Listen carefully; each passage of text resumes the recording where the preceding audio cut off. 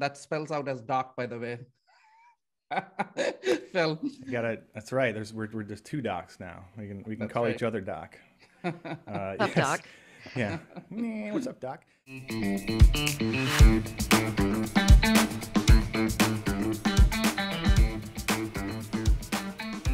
Hello, everybody. Welcome to OpenCV Weekly Webinar. And today we have with us Kat Scott, who is the developer advocate at Open Robotics. And today we are going to talk about Turtlebot 4. It's very exciting. And I'll give you a chance to introduce yourself, Kat, in just a bit. We also have with us with Phil Nelson, who is the director of content and creative. That spells out as doc, by the way. Phil. You got it. That's right. We're just two docs now. We can call each other Doc. Up, Doc. Yeah. What's up, Doc? Good morning, everybody. Once again, it is I, the co-host with the co-most, the second banana who is second to none, your plus one and only Phil Nelson. And I'm here to remind you about a couple of things we do every single week here on OpenCV Weekly Webinar, one of which is a giveaway to you in the audience. Satya, would you like to tell them what they'll win if they answer our trivia question later in the show? Well, I would have loved to give away Turtlebot 4, but it's very, very expensive. So we will give away OpenCV AI Kit, OGD Lite, to whoever answers the Which is question. what I'm using as a webcam today, by the way, everybody. This you don't get this for free. It is a great webcam, though, 4K. I'm using OBS here to pipe it into my system in case anybody cares about that. The other thing we do here on the show is Q&A from you in the audience. Please use the Zoom Q&A button at the bottom of the screen there to ask your question at any time during the show, and we'll do our best to flow it into conversation, or to we'll save time at the end to answer any that we don't get to. Satya? Yeah, so Kat, welcome. Why don't you start with a quick introduction, and then we'll go over your presentation. Cool. Yeah, so I'm Catherine Scott. I'm the developer advocate over at Open Robotics, which means I sort of do a lot of the community management, outreach, work on stuff like Turtlebot and a few other things. And if you're not familiar with Open Robotics, we're the sort of steward organization for Robot Operating System, or ROS, which includes ROS 2, and simulator called Gazebo. And then we have a new product. It's called RMF, or Robot Middleware Framework.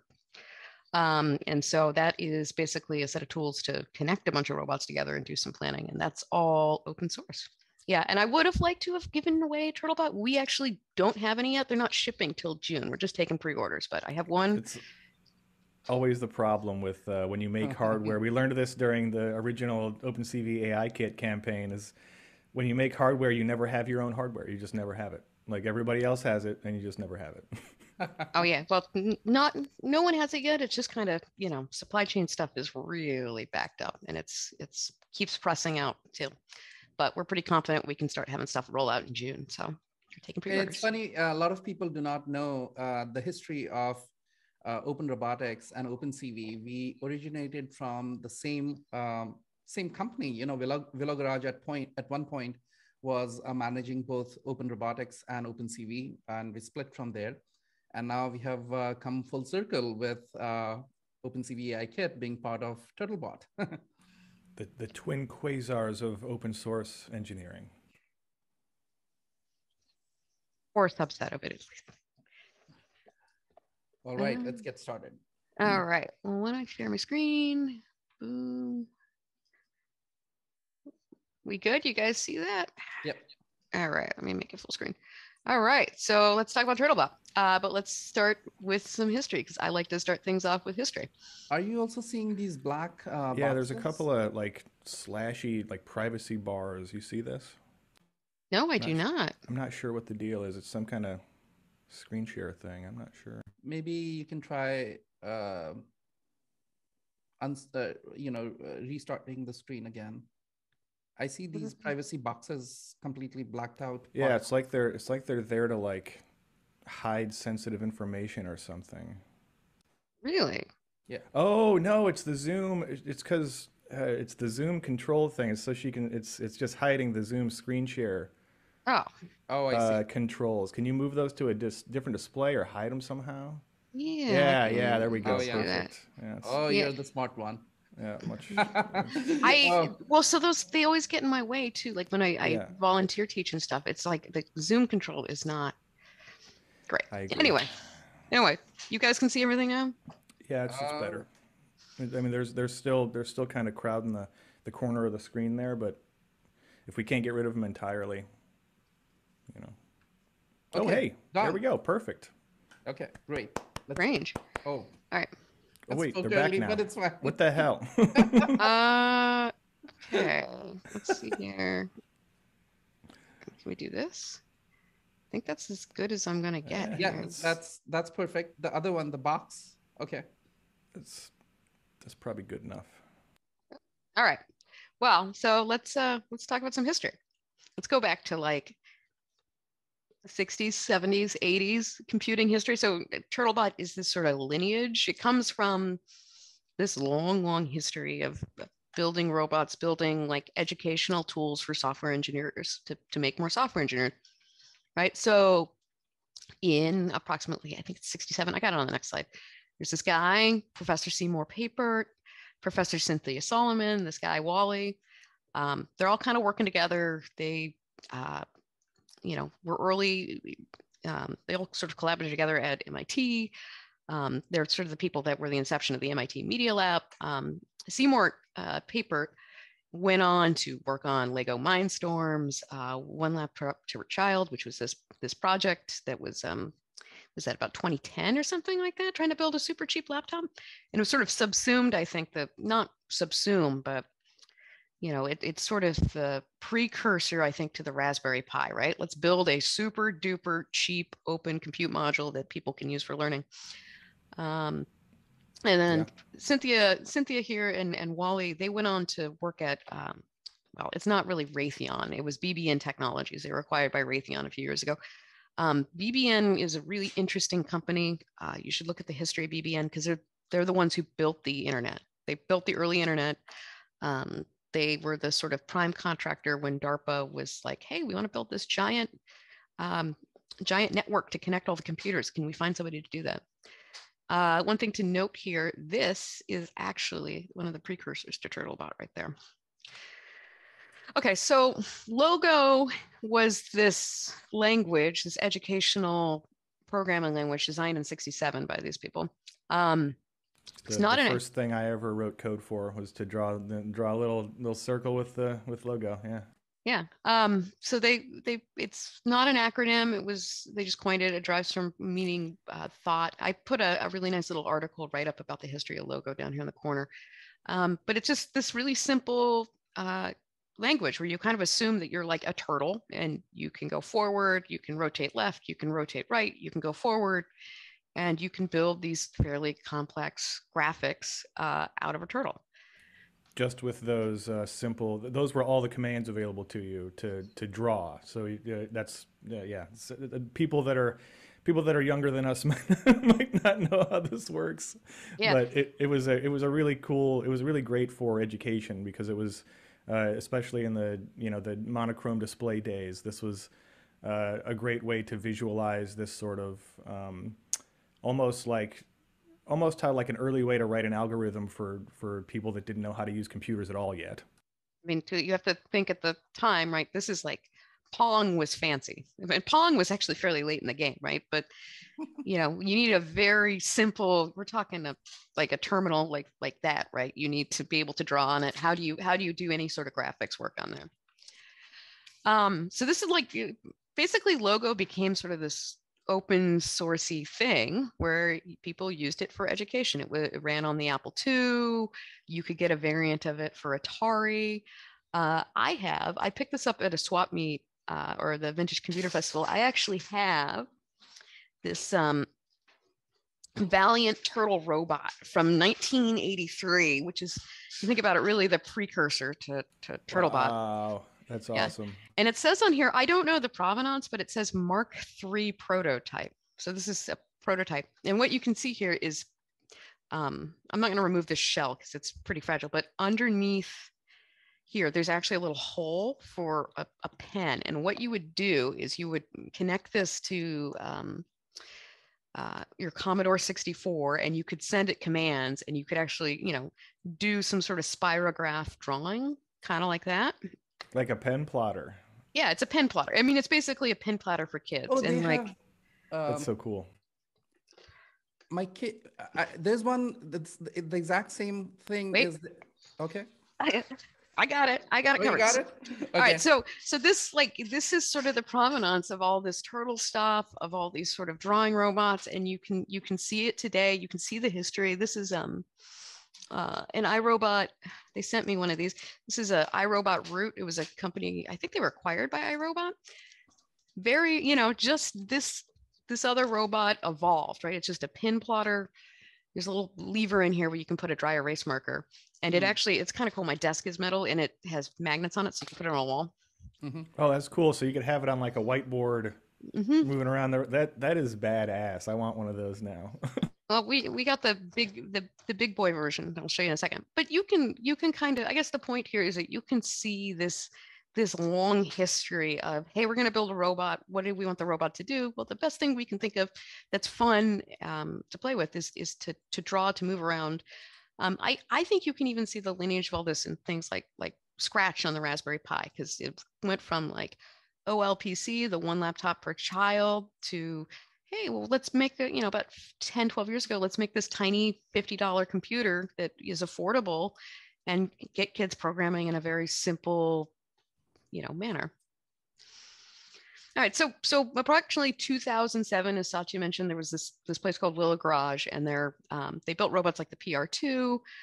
They built the early versions of ROS and PCL and OpenCV. I just said that. So all these projects are sort of born out of Willow Garage, and it was like, well, how are we going to teach people about these things? And the first iteration was that there was this thing called Turtle Sim inside of ROS, where you could pop up a simulated turtle. This is probably the first ROS simulator. And you could just move it around the screen and program it in ROS doing the old school turtle graphics. So that was great, but real robots are better. So Turtlebot 1 was born. Early logo from Turtlebot 1. This was just at like right place, right time. This Turtlebot, let's go on the hardware here. There's a couple of laser cut plates, some stand-ups. I'm going to be very disappointed if there's no video somewhere on the internet of an actual turtle on top of that platform writing this thing. We can make it happen. Please, somebody in the crowd find footage of this and send it to me. Yeah, that's your homework, audience. So this was, okay, what made this thing possible? $200 Connect. This is like sort of the era, like 2009-ish, where you're starting to see the like $200 Best Buy special laptops. I think the first base was a Crate. This is the Crate 1. So very, very primitive, but it had the juice to do basic like autonomous mobile robot stuff. So this was built by, these are hilarious photos. This is my coworker Tully, and this is Melanie Wise. Melanie went on, if you're not familiar, went on to build Fetch Robotics, which was just acquired for millions of dollars. But they build, robots like this, where it's basically a mobile base with an arm, and then a lot of these sort of AMRs for doing logistics work. So it's really cool to see this like evolution of something that's a learning project or a toy into something that's a real product. These are how real products get made. They're not usually perfect from the start. They're evolutions of sort of things put together. So then, I don't believe we sold a ton of Turtlebot 1s. They were more of like a DIY project. So then it was like, well, we really need to get more of these. So the Turtlebot 2 came along. It was a very similar design, except that, you're looking at, this is a Kabuki base, which was another sort of mobile base vendor. And then still the very first Connect. These things were beasts, by the way. Had like separate power cables. It's really like not made for, it's the original Connect is such an interesting piece of hardware, because I can't think of one in modern memory that was so like twisted from its original purpose to be so much more useful than they ever intended it to be. I mean, multiple companies were launched on just making stuff with the Connect. It's really an interesting piece of hardware. And Microsoft thought it was going to be, it was such a revolutionary piece of hardware, but Microsoft, thought it was going to be a huge boon for like gaming, and you'd be like waving in front of your TV. And, they were really trying to, it was too new of a technology, and they were truly trying to find a solution for it. And I don't think they stumbled on the right one. But it was a boon for Turtlebot. the one thing to and note. another little bit of history there too with the Kinect is that the guts of that were made by a company named PrimeSense, which is the same company that did the internal design for Structure Sensor, and they were acquired by Apple during the first Kickstarter campaign for Structure Sensor. Oh, really? Yeah. So that's we'll save that story for another episode. I remember that. You guys were freaking out. Oh yeah. All right. Sorry, Kat. Go ahead. No. So okay. So the thing to note here: missing a lidar. No lidar. There were no cheap lidars at that point. So Turtlebot 3, this was, these are still available. These are manufactured by a company called Robotis. They came in 2 variants. There was the Burger, which is this little tiny, I have one half taken apart right here, desktop version. It makes you think of Burger Time, like you walk across the top and the top falls down. Yeah. Well, I took it, I was doing some work at some point and just gave up. What we can see here, this one, out of the box, just maybe a Raspberry Pi camera, but no depth camera, but it had a LiDAR. And then there was also this bigger version. Cool. The one cool thing are these like super hackable plates here. Super cool. So Robotis those are really, those plates are interesting. People that are watching the holes aren't just there to look cool. Those are so you can just basically use M4 machine screws probably to mount damn near anything. Yeah. Yep. Yeah. Really, really interesting design there. So Robotis also makes really, really nice feedback control servos. That is like their bread and butter. If you need a servo, they do some great stuff. All right, so those are the sort of 3 versions of Turtlebots. We kind of, we decided that it's about time. It's been 5-6 years, time to build a new Turtlebot. Technology has evolved a bunch. So, any engineering project you think of, what are the design considerations? So the things that we liked: extensibility. It's good to be able to put new stuff on the robot. It is fundamentally a research education robot. LiDAR, critically important. Like, yeah, computer vision is good, but LiDAR just makes navigation so much more robust. You really want, at least a 2D LiDAR on it, which is to say that, navigation on these things is sort of the killer app. Being able to map a space, move around it, and then do something in that space. That's generally the killer app. Yeah. We've tried a bunch of sizes, right? You got big ones, small ones, tabletop, floor. The Turtlebot 3, great on a tabletop, great on like arena or something like that, but not for doing stuff around the house. We generally like the community we built around stuff. We generally like partnering with people to build the robot. Generally, figured spend more, build a better robot, but not too much. And we had fun. So the things we didn't like, there's this whole aspect of like trade-off between DIY or like a kit and a finished product. And we ended up coming down on the side of, well, finished product is generally going to be better because we really want these in a classroom. And if you're an educator and you want to buy, 10 robots, you don't want to put them all together. Once you get done spending your weekend grading papers, you don't want to then have to put together the robot that the kids are probably going to break. Yeah. And then, fulfillment, we needed a robot, we needed to be able to get hundreds of these out to people. So we needed to find a partner that was able to do that kind of manufacturing.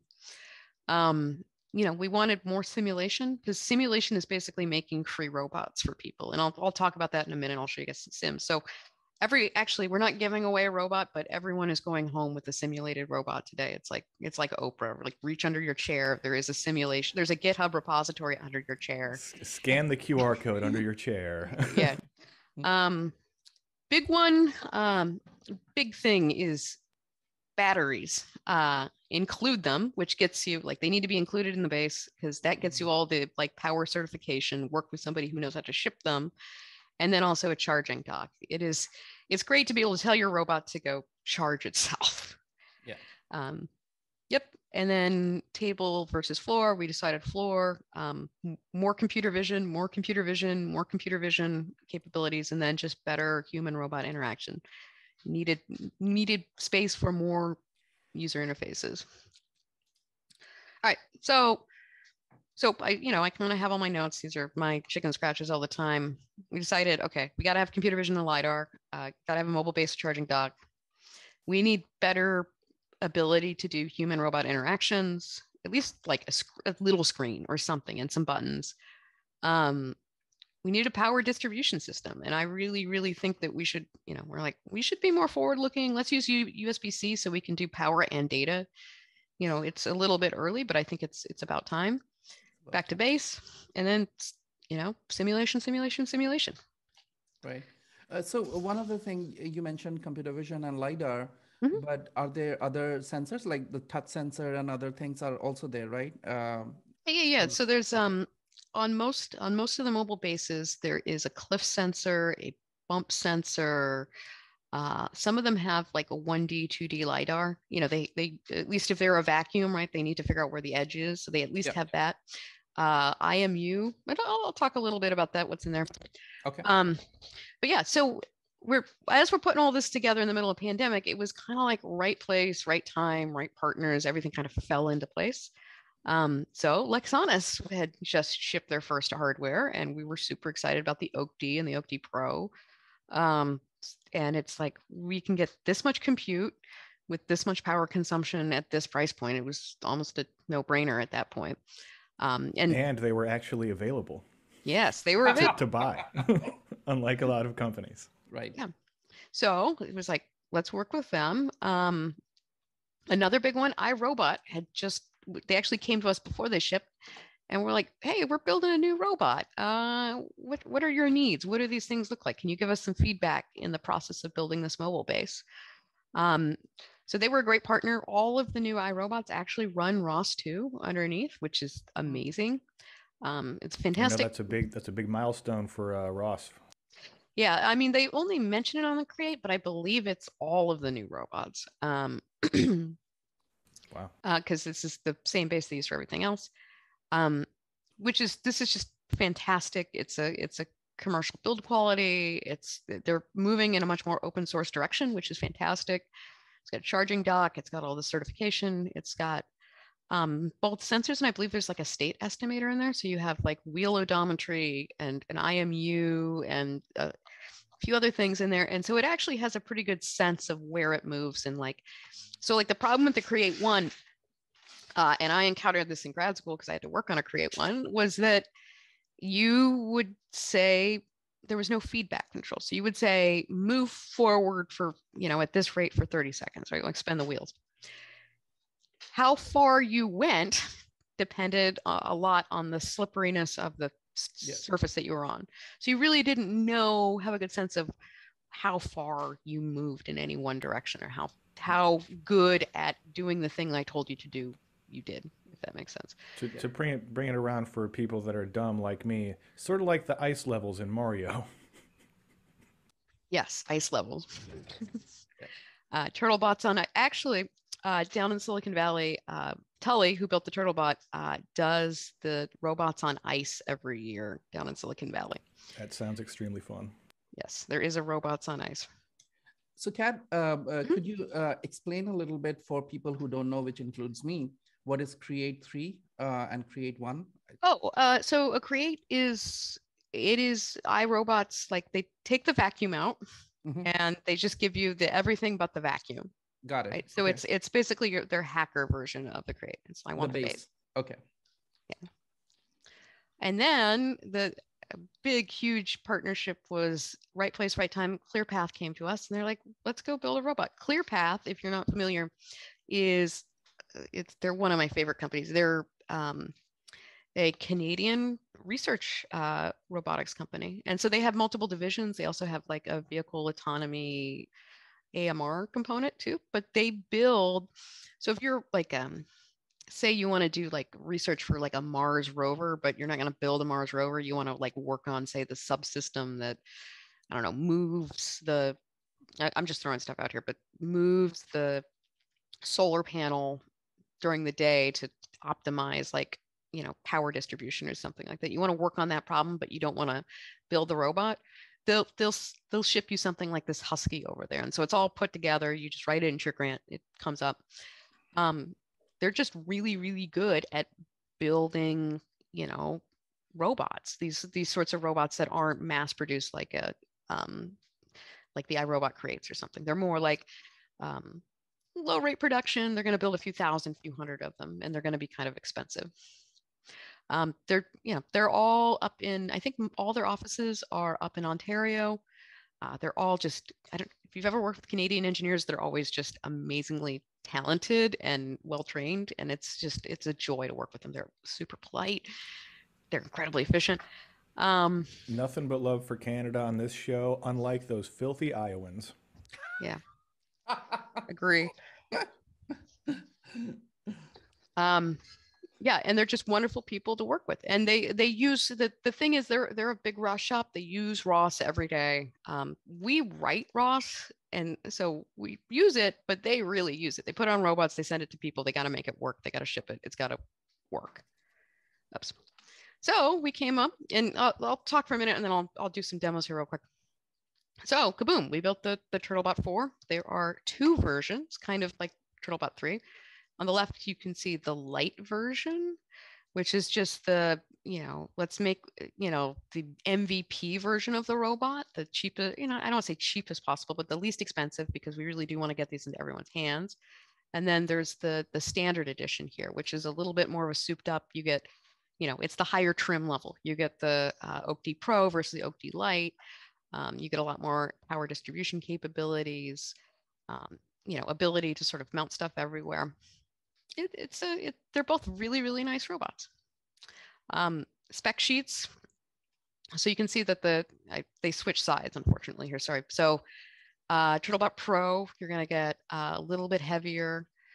Turtlebot Lite, you're going to be a little bit lighter. Fairly, crazy payload, 9 kilograms on these things. So you can put close to 20 pounds of stuff on there and it'll still move around. Yeah, I mean, like large dogs, large children could ride on turtles. This thing. Right. Turtles could ride on. Yes, finally. Yep.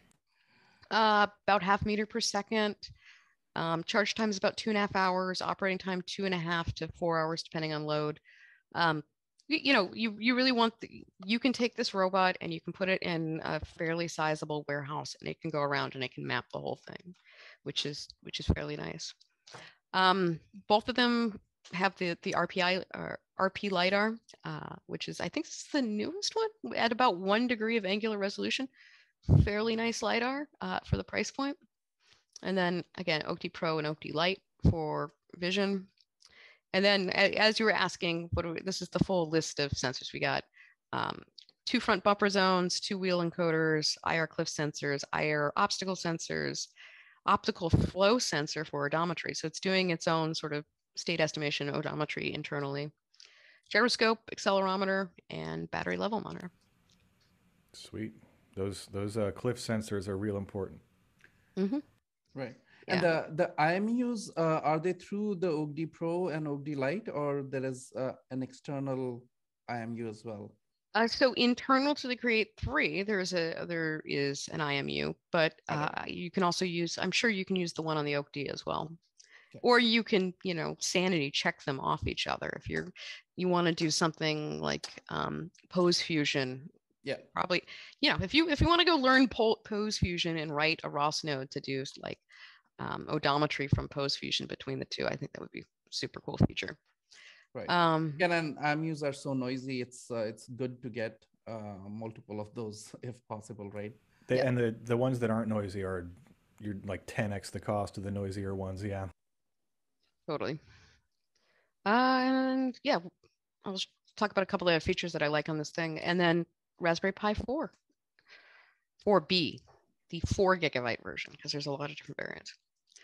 And so, like I said, killer app, runs Nav2, which is the ROS2 navigation stack out of the box. Between the OpenCV, I mean, generally most of the navigation is just on the OpenCV, but you can also, or using the RP LiDAR, but you could also use the OpenCV if you wanted to. And the thing is with the OpenCV, because it's got onboard compute, you've got a lot of space on there to go and deploy models, to go build stuff, to build more complex behavior. You're not straining to do both like mapping, navigation, and some other sort of compute, which I think is really, really important for this sort of, where we're at in robotics. Yeah, it's not a camera, it's a compute plus camera. Yeah. Other thing, this was my like big requirement here, is that it have a screen. Some screen, I love it. Yeah. It didn't have to have a big screen. It doesn't have to have a huge touch screen, but it needed some degree of UI. And this is important, right? Because like, if you've ever worked with a Turtlebot, you know that like, hey, I'm going to go take it to show off, and then I'm going to have to like connect to it and in somebody else's network. So I need to know like what the IP is. I want to get it to, the thing I harp on, like when I have like interns working on a project, is like, okay, this thing has to be so easy to use. You have to be able to press a button. And before, there was never like, oh, here's a menu, press a button, run the robot behavior. And now we can get to that. Because I think that level of finishing is really, really important. And well, yeah, and even just having stuff like the battery state and the IP address available at a glance like that saves you like 30 seconds to a minute every time you do anything, Like when you're working on this stuff, a lot of the time you're writing some code, you push it to the robot, and then you have, you restart the bot, right? And so you might have to, if you see that IP address is incorrect, then you don't have to guess if the IP address is right when you're debugging. Like there's certain things you just know when you have a UI, even just a very rudimentary and cheap one. I agree strongly with that. There should be some kind of screen so it can tell you what's going on. Yeah, there's also speakers. It can make it can play some music. Awesome. Nothing fancy, like a buzz speaker, not like a full speaker. Like a piezo, or? Yeah, I think it's a piezo speaker. A piezo speaker. There's also a couple LEDs on here. I like this kind of stuff. I'm not the world's greatest debugger, so sometimes I will do, like, say you have like a state machine in your robot, it's changing state, and you want to see when those state transitions happen to make sure they're running. It can just flash a light. You can put a message out on the screen. It just makes your life easier when you're building stuff. And I think it's important to give people these little toeholds into debugging stuff. It doesn't always have to be, you shouldn't have to always SSH into it and like run the debugger internally and all these things. A print message for some of the stuff is totally fine, or print light. So other things, this is a render. I don't actually have the full version, of the light version. I'll show you guys in a second here. But this is the Turtlebot standard. So this one actually, and I'll show this in a second, moves the Raspberry Pi up out of the drawer. There's actually a drawer in here that you can insert stuff, but it moves it up here so it's a little bit easier access. And then there's actually power distribution over here on the sides. So you can see the mezzanine on the robot. You're able to go and plug stuff in, put it up on the mezzanine, and use it and power it through the robot. And mezzanine, the reason the second floor? Yeah, the second floor, right? The second and third layer. And the reason we did this, right, is that there's this sort of developing community in ROS called micro ROS, and this is essentially a subset of ROS2 that's built for microcontrollers. So things like, think your Arduino or your Teensy or your ESP32s, all of those boards or all those microprocessors, you can basically install a couple flavors of a real-time operating system, run micro ROS, and then basically have the thing natively talk ROS back and forth. This is a huge, step forward, because in ROS 1, you're generally just doing everything through a serial connection. And, once you got stuff out of ROS into serial land, you're on your own. And so now we've moved a lot of those, like, embedded system, or a lot of the like ROS paradigms into embedded systems to make life easier, get things closer to plug and play. And hopefully people can actually go and like build tooling and build new sensors and build new actuators that can go on these robots. So really, really what I want to see people like, pulling, say, like a Teensy out of their drawer, dropping it on this robot, building some sort of like, I don't know, weird whisker sensor, or, stupid, any sort of dumb servo sitting on the top where like the robot bumps into something and it has like wings that move. I don't know, but it's I like the idea of curb feelers, you know, like get some yeah. like you'd put on a Cadillac. Yeah, and so we've made this whole process, right, of building on top of the robot to do stuff easy, though, and I think that's super important. I'm gonna pause here. I'm gonna show you guys the robot, and and then I'm gonna show you the simulation. So we had and I was talking to Phil. It apparently hit Phil too. We had a brownout PG&E about a week ago, and I went to go power up my robot, and I think we fried it. We fried our garage door the other day. So robot is not operational at the minute. It was working last week, but I'm gonna like give you guys a quick look of what's in there. Yeah, go ahead and unshare your screen when you do that so we can get the full view of the bot. Yeah, let's do that. And then I'll show you the simulation here. Let's see. Oh, I gotta move this thing back. Stop share. All right, cool. There we go. All right, so I actually was debugging this last night, so it's on my floor.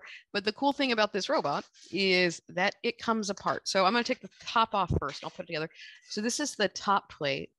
And what you can see here are two buttons. Okay, you can see OpenCV Pro and the RP LiDAR. And what's going on here is there's these holes. I think they're M2 holes. So this is all mounting plate on the Create 3. And then there's actually a very nice bent aluminum or bent steel OpenCV mounting plate, which I thought was cool. Oh wow, that is nice. Yep, and these guys pop through, and what you can do, I'm gonna pull the rest of the robot up, is you can, so here's the actual Create, and so you can see the guts here. There's basically, here's the Wi-Fi board and Bluetooth board. Here's sort of the main like display board and control board for the Create. But what's really cool is it's also got this tray that slides out that you can actually shove all your electronics into. Nice little gear sled there. Yeah, it's actually weighted too, so the thing's balanced out. So that's the way the dust used to go, is supposed to go, right? Okay, the dustbin they have converted. Oh, for when you're using it in vacuum cleaner mode? Yes, yes. Yeah. Yep. Underneath standard Roomba, and then what's really nice is, hey, this has got a UI. It's got like a little ring light here and a couple buttons that you can use to interact with this. And then I love this. So you can actually disassemble and reassemble it without any screws. So you can drop this guy in here, and this guy just pops in like, I don't know if I got it fully, but pops right in, robot goes back together. So if you're like pulling it out to say flash it or take it apart or install something new, I mean, because that's generally what we want people doing with these things, is taking them apart, putting them back together, doing stuff on them. I really like I liked hearing the thought process there, because it makes so much sense. I mean, it's clear that this was, you know, designed by people that work on robots a lot and have that round trip problem of, if you can shave off those the rough edges on the round trip of write some code, deploy to hardware, attach hardware to bot, you know, you're essentially like having the amount of time it takes to make a change, which is huge. I'm gonna pull up the simulator real quick so you can see this. I have a really slow desktop, so this isn't gonna like cruise. Can you guys see this? Or no, I got a screen share. Again, yeah.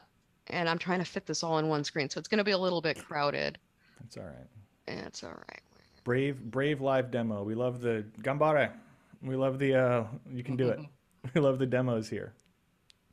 So this will this should give you, let's see here. Start this guy. Good. There we go. So on the left here, this is Gazebo, which is I think I press. I got it. So, all right, let's walk you through here. On the left, I know this is all kind of squeezed together, so let me... Hella range on that LiDAR, geez. Yeah, so this is Gazebo, the newest version, or yeah, I think it is Fortress or Edifice.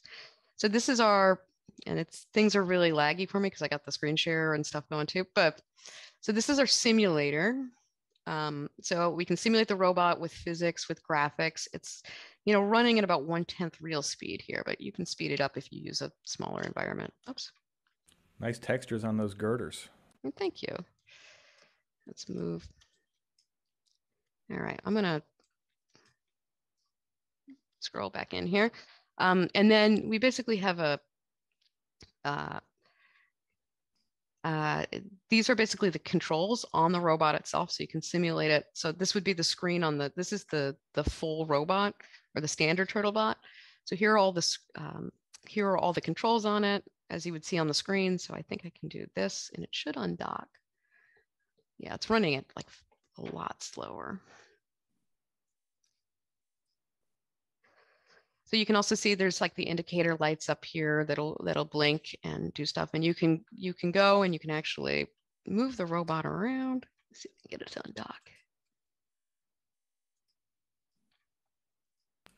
I have a much cheaper robot vacuum here in my apartment, and so I have this Pavlovian audio response to seeing this thing that I keep waiting to hear the beep noise that mine makes when it moves away from the dock. It's the same, you know, you get used to it. Yeah, so I'm just going to move it off the dock a little bit here, and then I'm going to show you. Okay, so this is, I don't know if you've seen this. This is RViz. This is sort of the internal ROS visualization tool. And what you're seeing here is you're seeing the robot move around.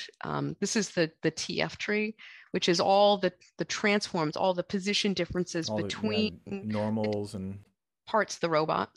Yep, and it's you know, coming off the dock, it's rotating around.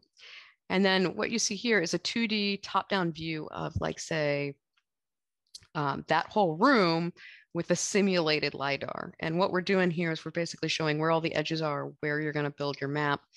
I'm not going to sit here and do it all, but you could drive this whole robot around, build a map of it, and then say, you know, navigate from point A to point B, you know, do some predefined behavior in there. And you can do this all with the simulation. And so, like I said, we're making a robot. People should buy the robot. It's fun to play with robots, but we're also making the simulation available for anyone who wants it. So you can actually just go and learn how this all works without spending a dime, which is pretty, well, Usually, other than on a computer. For a simple application, like you want to, you know, you use the simulator to create a simple application where you you build the, you know, using SLAM, you build the whole structure of the house or room, and then you navigate from point A to point B. And let's say, you know, the floor is wooden floor or something like that, so that there are no surprises. In that case, that code, if you transfer it to a robot, how close is it? How much extra work do you need to do usually, you know, from simulation to actual robot? The so this is called the sim to real problem in robotics and computer vision. And I mean, it's going to vary a lot. You know, like if you're just training the robot or programming the robot to go forward, back, do a motion sort of thing, probably will be pretty accurate. If you're doing like, hey, do some deep learning, recognize these things, could be significantly different, right? Like it really is depending on the fidelity of your simulation and what parts where the fidelity matters, essentially. Right. Well, I was more concerned about the physical. So deep learning part, right? That can be handled, right? You can actually create very good models outside the simulation, right? And do it. What I was more concerned about is the physical and mechanical simulation, right? I mean, for example, you want to do dead reckoning to go to a certain place, you know, from point A to point B. How close is the simulation to the actual thing? I mean, it's going to vary significantly given the situation. Like if you're in a flat floor and it's really simple, it's going to be pretty good. If you're in like a Mars rover sort of situation where you have a bunch of different particles, you know, it may not be as good. But carpet versus floor, for example, carpet versus. So if I put a carpet in the simulator, would it be kind of similar? How many degrees of freedom do I have with the carpet? Can I say that, oh, this carpet has so much, you know, it is so thick, or it has Mhm. such friction. I don't even know. I'm making stuff up right now. Well, so it's really depends on how much you want to model it. You know, you can do a plugin. So Gazebo is built so you can build plugins like that, Got right? it. You can go and increase the fidelity or reduce the fidelity. It's really, you know, it's gonna all of these things end up really being application specific, or whether you need, you know, for example, we've been doing a lot of work with Gazebo to do maritime research, right? So like I'm, you know, say well, I'll say this generic. I'm a big research lab that is on one of the coasts that you may have heard of that is in Star Trek movies. And I want to go send a thing out to go swim around out in the bay for like days at a time and collect salinity and other, you know, science measurements, for lack of a better term. So they need to model like all of these different hydrodynamic properties about the vehicle, and they might want to add in stuff like tides and what they already know about like currents and those sorts of information. And you can do that in Gazebo, right? You can take all that information and start building a model and try to train your robot from there, or you know, build the simulation to run your robot in. Got it. So plugins are how you would try to make the simulation as close to real life as possible. Okay. Yeah. Let's see what else I got here. I just enabled the camera here on the robot as well. So this is a depth camera. This is just a simulated depth image. And yeah, I don't know if you guys can see that, but it's down there. You can see the depth image as it moves through the environment. I can see what it's, let's see, we can see what it's looking at here. Oh no. You can tell I don't game that much. Yeah, so you can see depth image. You have these two poles right here. You can see that they're coming up in the depth image. Right. Okay. Important question: does the Konami code work in this? No. Can I get extra guys? Oh, I forgot to mention, you do with the Turtlebot. You do get a controller, so you can just drive it around. Yeah, and you can enter your code, and you can go and do that. I have to add the Konami code to the repo. Yes. So that's sort of the sim, right? And then, you know, I think that you know, all these things are cool and pretty pictures and what have you, and you can learn a lot from it. But I think the thing to keep in mind here is that, you know, this is a running ROS system too. It may be a simulation of a robot, but it is a real robot. So I can do, you know, ROS2 topic list. I can, oops. You know, I can see all of the data that's moving through the system at any given time. Let's see, what can we, you know, what's going to be moving? ROS topic echo. You know, we could look at the TF tree. We can see like the position of everything. Let's see if I can move this robot. So this is essentially telling me like, this is a TF tree. So this is the position of all the different parts in the robot in real time.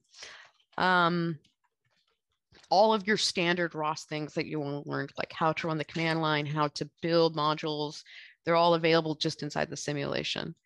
And you know, simulation is an extremely important part of robotics now, because no one wants to be on the floor working with a robot all the time. It's a pain to debug like that. I mean, you need to do it eventually, but you try not to do it as much as you can. And it's a good time. And like I said, this is all freely available. This code is all, let me toggle back here. I'm going to turn this off so I get some compute power back.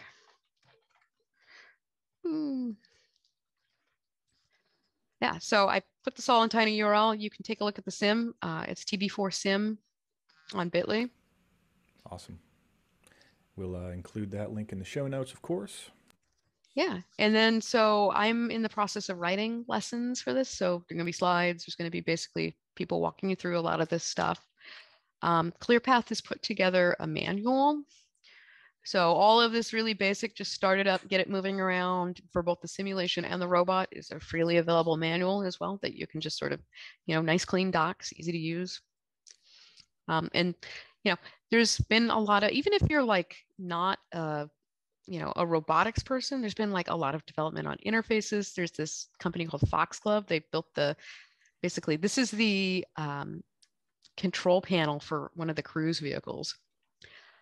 So you can actually use this code, like if you want to learn all these peripheral things to robotics, like how to build the control panels, or like, how to build, do front end dev for some of these robotics applications. That's all available too. Yeah, and those are, I mean, a lot of the times we see people that they're kind of doing everything because it's a small project, it's small team, but being able to build effective kind of ad hoc, dream up good UIs for this stuff is also a discipline all of its own. I mean, you don't have to be a hardware engineer to work in robotics is an important distinction. You're muted there, Kat. It takes all types. It's kind of like mechanical engineers, electrical engineers, front end developers, people, actually figuring out how to interact with the robot. Oh, it's an ad for Embedded Vision Summit. Anyway, yeah, so we've gotten a little bit of press. We just actually launched the pre-orders last week, so people are starting to notice, but haven't actually gotten the robot out into people's hands just yet. Yeah, and they're going to start shipping in June. The Pro, or the standard's going to be $1,850. The Lite's going to be $1,195. Or, like I said before, the simulation is completely free, and you are, more than welcome to come and bang on it and see what you can do and get interested. And then if you really enjoy what you're doing, go get an actual robot. That's great. I'm just curious, why didn't they try to do something like a Kickstarter campaign for this? It's almost ideal for that kind of thing, right? I don't have a good answer for that. I think it's, Clearpath is a large enough organization that, okay. We don't, as a capital raising strategy, it works. And as a publicity thing, it works. But more from a publicity point of view, it, first of all, because of the volume, you can lower the price slightly. And that becomes very attractive to people, and also the publicity, but every company has a different strategy. Yeah, I don't have a solid answer for that. The other thing I wanted to say though is, as soon as we can, probably within a month of it coming out, this is all going to run the latest, greatest version of ROS, which is ROS 2 Humble. We're actually having that software releases on the 23rd. It's kind of a big deal. It's going to run on Jammy, which is, it runs on other operating systems, but Jammy is sort of the preferred one, 2204. There's going to be just tons of sort of, it's interesting to watch the progression of like the version 2 of the library. So if you look at the release notes, it's just like ergonomics and documentation, improvements and bug fixes. A few features are still coming in, but it's a lot, things are, you can see that like stability's really gotten here, and like things are slowing down. Mm-hmm. And then just also one last shameless plug, we're selling swag for the Hawksbill release. We've got all of this stuff, 20% off until the end of till the release. Yeah, and that they all sort of benefit the nonprofit arm of Open Robotics. And I was thinking about this, and I was wondering like why there isn't OpenCV swag. And I looked it up, and so you guys need to like harass Phil, because I want literally in the tab next to the tab that's showing me all of our channel streaming is an order for 500 stickers that I'm about to place. So come find me at Embedded Vision Summit if you want a sticker. Okay, and so I started searching for this. Get this. And the first thing, are there OpenCV shirts? How to put an image on a T-shirt using Python OpenCV. So now I think this Stack Overflow question needs to be the T-shirt. Right. I'll create the tutorial. I think we're locked into it now. Yeah. The reason is, aren't these very low margin products though? Generally. It's all about the community. It's just about people repping the stuff they use. For that reason, it may be worth doing it. Okay. Well, we got 5 minutes, so I guess I went through the robot. I filled up with a bunch of other cool stuff going on. We've got a bunch of work with NVIDIA coming in. I'm just going to breeze through this. NVIDIA's got cool stuff coming in. And the other one I want to show you, really cool system, FogROS, just Google that right there. This is a simple way to like take your like SageMaker model or other like cloud model and drop it on a robot. Just came out, just got released out of UC Berkeley. I also saw some incredibly, this is the cool hack I was talking about. UC Berkeley, this is Ken Goldberg's like, using UV paint to do semantic segmentation data generation for like, like things that are soft or little needles. Coolest research I've seen in a while. Just simple hack.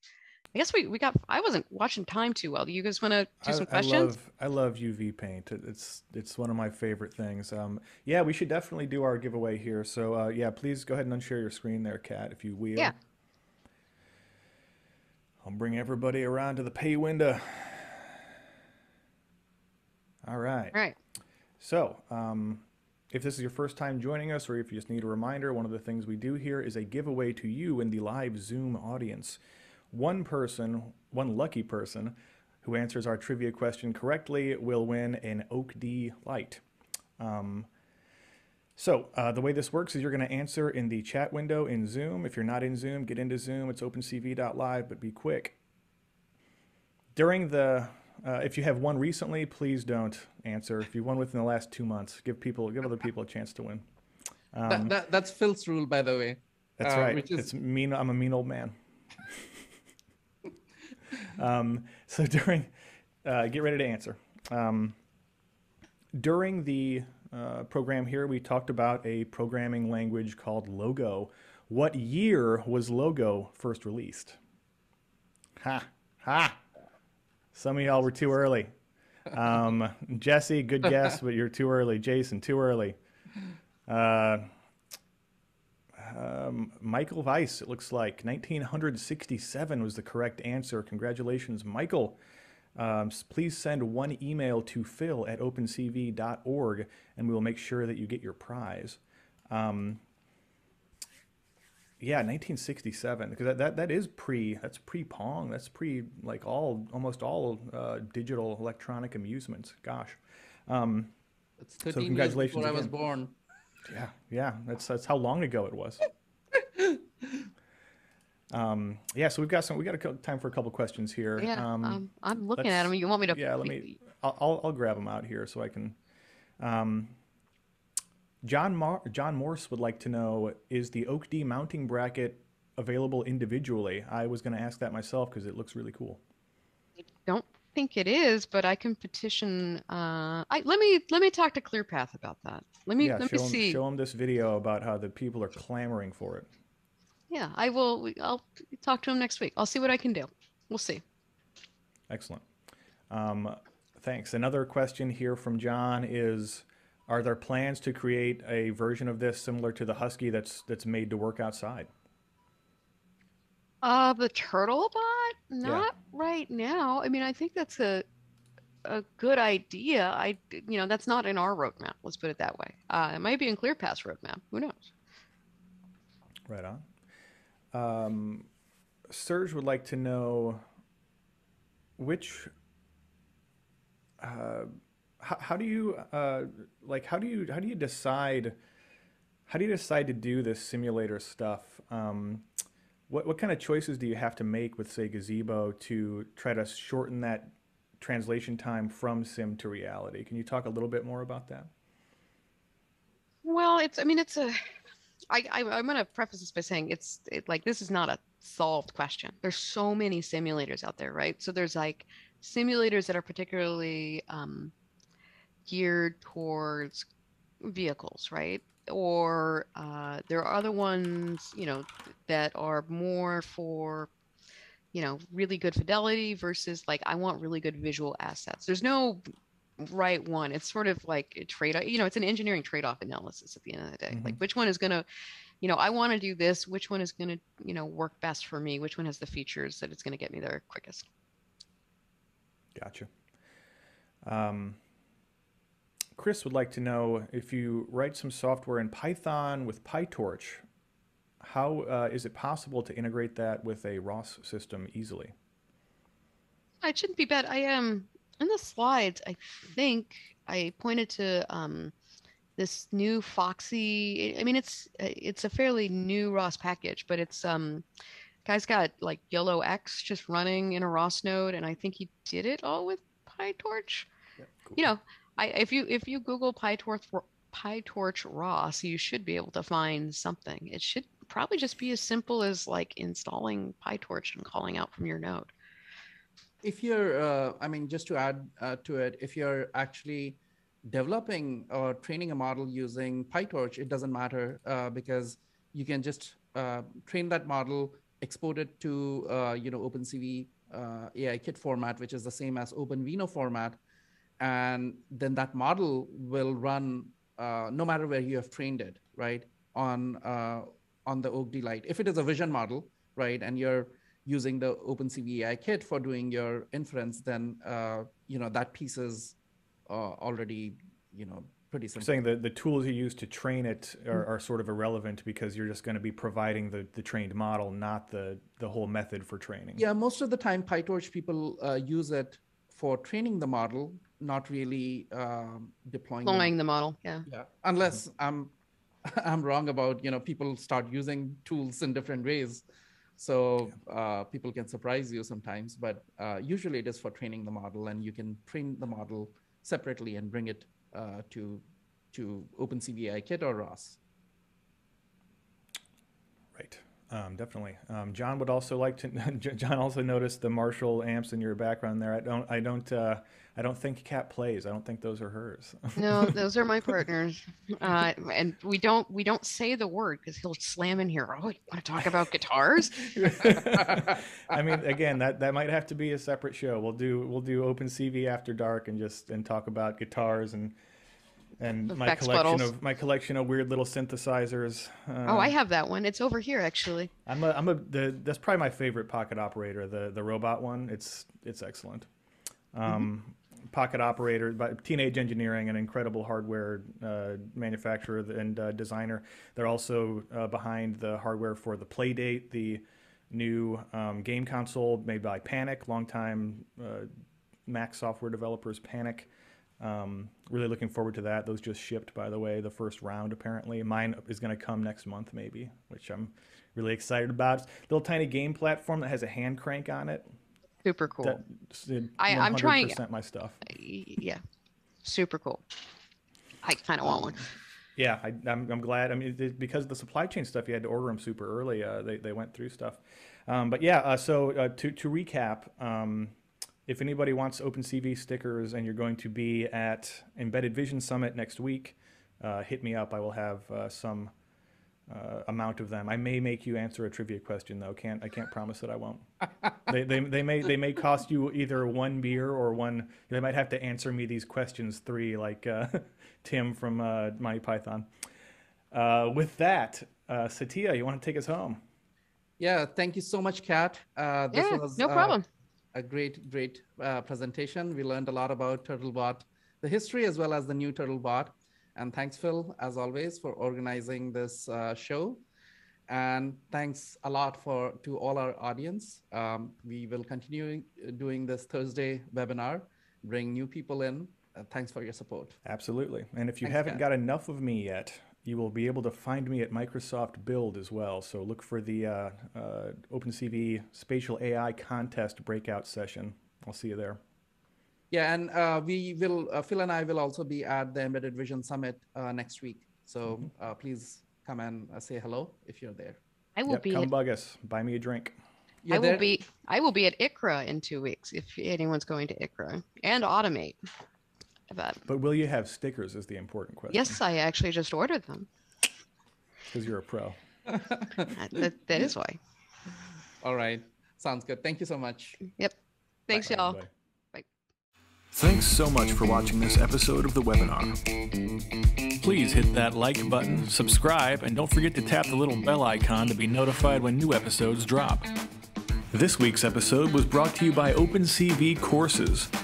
Learn computer vision and AI from the best at opencv.org/courses. If you'd like to be in the audience next week, subscribe to the OpenCV newsletter.